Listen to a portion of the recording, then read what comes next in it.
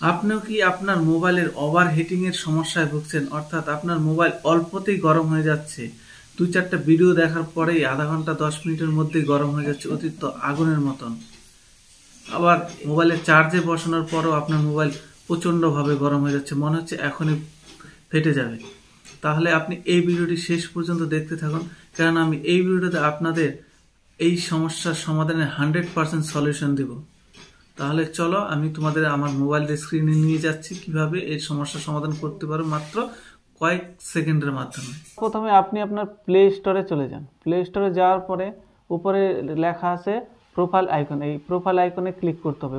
Profile আইকনে click করার পরে নিচে একটু দেখলে সেটিংস আছে, এই সেটিংসে ক্লিক করতে হবে। সেটিংসে ক্লিক করার পরে একটা অপশন আছে নেটওয়ার্ক প্রিফারেন্স, এই নেটওয়ার্ক প্রিফারেন্সে ক্লিক করতে হবে। নেটওয়ার্ক প্রিফারেন্সে ক্লিক করার পরে একটা অপশন আসবে অটো আপডেট অ্যাপস, এই অটো আপডেট অ্যাপসে ক্লিক করতে হবে।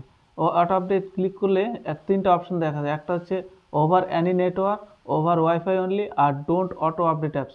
আপনাকে এই ডোন্ট অটো আপডেটে ক্লিক করতে হবে।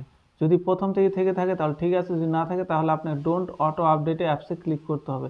তাহলে কি হবে, আপনার মোবাইলে প্লে স্টোরে যে ব্যাকগ্রাউন্ডে অ্যাপগুলি রয়েছে সেই অ্যাপগুলো অটো আপডেট হবে না। এর ফলে আপনার অনেক ব্যাটারিও বাঁচবে এবং সাথে সাথে আপনার মোবাইল ওভারহিটিং থেকেও বাঁচতে পারবেন। তারপরে দ্বিতীয় পদ্ধতি হচ্ছে আপনাকে মোবাইলের সেটিংসে যেতে হবে। সেটিংসে যাওয়ার পরে আপনাকে স্ক্যানিং সার্চ করতে হবে।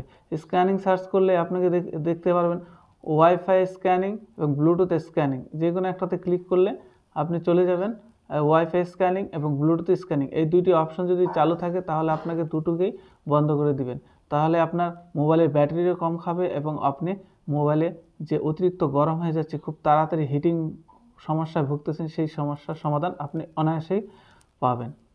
আশা করি ভিডিওটি তোমাদের খুব কাজে লেগেছে। তাহলে তোমরা ভিডিওটিতে একটি লাইক আর চ্যানেলটি যারা সাবস্ক্রাইব করেনি তারা অবশ্যই চ্যানেলটি সাবস্ক্রাইব করে পাশে থাকা বেল আইকনটি প্রেস করে দিও।